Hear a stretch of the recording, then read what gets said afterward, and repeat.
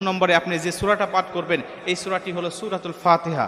আপনি সবাই জানেন এই সূরাতুল ফাতিহা, কিন্তু নিয়ম আছে, এই নিয়ম মাফিক আপনাকে পাঠ করতে হবে। আমরা অনেকেই এখন খুব খুশি হয়ে গেছি যে সূরাতুল ফাতিহা তো আমরা সবাই জানি, আসলেই খুব খুশি হওয়ারই কথা, কারণ এটা দিয়েই মূলত হুজুররা পানি পড়ে, কবিরাজরা মূলত এটা পাঠ করেই পানি ফু দিয়ে থাকে।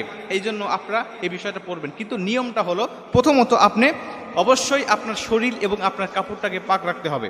নাপাক গায়ে নাপাক শরীরে যদি আপনি পানিতে ফুঁক দেন, ওই ফুঁকে কোনো কাজ হবে না। ওই পানি পড়ায় আপনি খাইলে পরে কখনোই আপনার পেটের ব্যথা ভালো হবে না। অবশ্যই আপনার পোশাক পাক থাকতে হবে, শরীর পাক থাকতে হবে।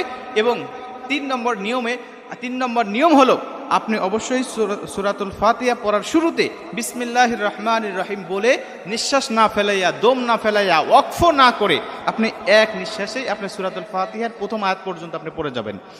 যেমন বিসমিল্লাহির রহমানির রহিম আলহামদুলিল্লাহি রাব্বিল